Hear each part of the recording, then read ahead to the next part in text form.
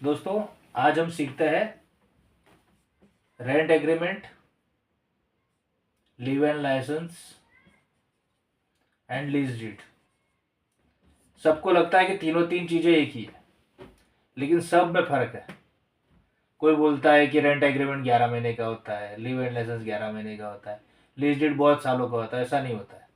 अगर देखा जाए तो रेंट एग्रीमेंट का लॉ अलग है, लीव एंड लाइसेंस का लॉ अलग है, लीज एंड डीड का लॉ अलग है।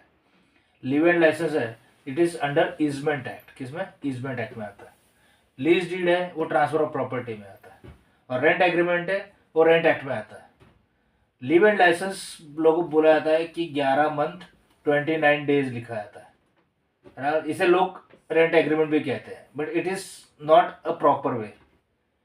रेंट एग्रीमेंट और लीज अगर 12 महीने हो जाए तो सरकार को उनको स्टैंप ड्यूटी पे करना होगा, विच इज वेरी हायर।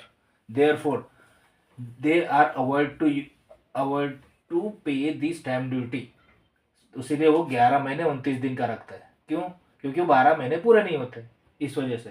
तो इसके लिए उस पर 100 रुपीज़ या फिर 300 rupees, as per the Gujarat government, 300 rupees stamp duty required on the leave and license. Rent agreement में क्या है कि more than 1 year up to 9 years वो लोग करते हैं, लेकिन it may be 1 year, 3 year, 5 year और 9 years. Lease may be on depend on the person to person. So it may be 1 year, 5 year, 9 years, up to 99 years lease deed can be done. Lease deed के अंदर stamp duty is a compulsory. Rent में भी stamp duty is compulsory, but leave and licence में stamp duty only 300 rupees.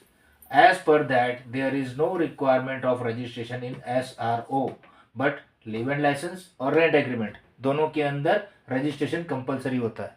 इसीलिए लोग avoid करते हैं कि लीज और रेंट एग्रीमेंट किया जाए। लीव एंड लाइसेंस करते हैं 11 महीने 29 दिन, और इस हिसाब से वो, लेकिन वो समझते क्या है कि हमारा रेंट एग्रीमेंट में है। भाई रेंट एग्रीमेंट नहीं है, वो लीज ईजमेंट एक्ट है। जबकि लीज होता है, लीज के अंदर आपको स्टैम्प ड्यूटी भी पे करनी है, उसमें बहुत सारी चीजें आती है।